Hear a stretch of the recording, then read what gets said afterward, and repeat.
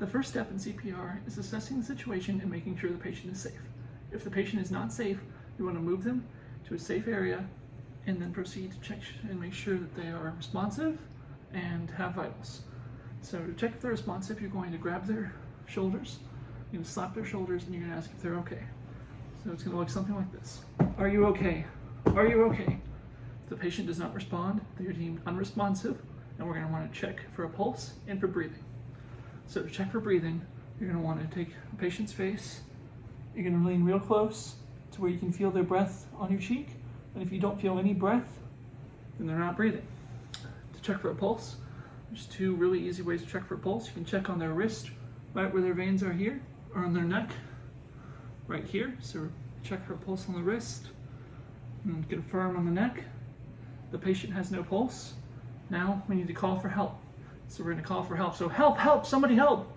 Doesn't matter if you think you look silly, you think you look stupid, someone's life's in danger, make a scene. Get someone to come over and help you. As soon as help arrives, you're going to tell someone to call 911. You can tell another person to call an AED. So now the patient's safe and police have been called, someone's going to get an AED. We move on to step 2, which is learning the proper form of CPR. So the first technique that I'm going to teach you is the chest compressions technique. This is the first and most important part of CPR because it's going to keep the patient's heart pumping blood through their body. The way to do this is you take your dominant hand, you take your non-dominant hand, put your non-dominant hand on top of your dominant hand, interlock the fingers so it looks something like this, and you're going to want to place that hand on top of the patient's breastbone towards their heart. And once you've done this, this is the proper form for CPR's chest compression technique. The second technique you need to learn is the rescue breathing technique. So on the patient, what we have to do is we have to pinch their nose closed and tilt their chin upwards so that the body is positioned upwards.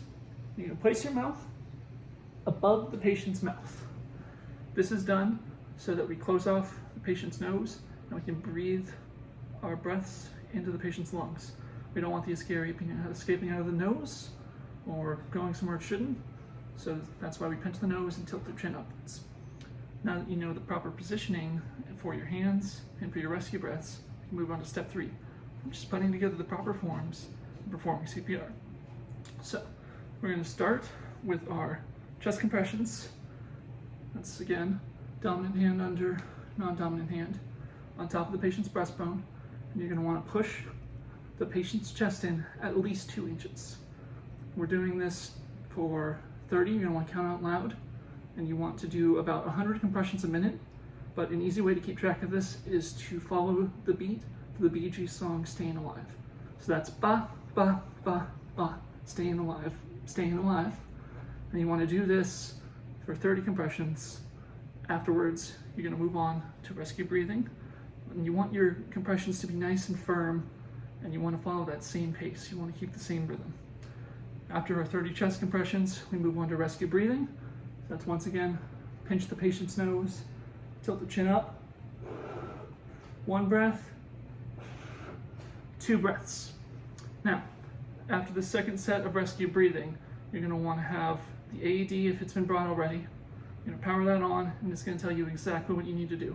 I don't have enough time to cover exactly every instruction the AED is going to put, but you're going to put 1 pad under the patient's heart towards the left side of their body around here, and the second pad on the opposite side of their heart on their chest. But follow the AED's instructions and it'll tell you exactly what you have to do. It's also worth noting that if another person that is qualified in CPR comes after the AED step, you're going to want to swap out with them and let them perform CPR as to prevent fatigue.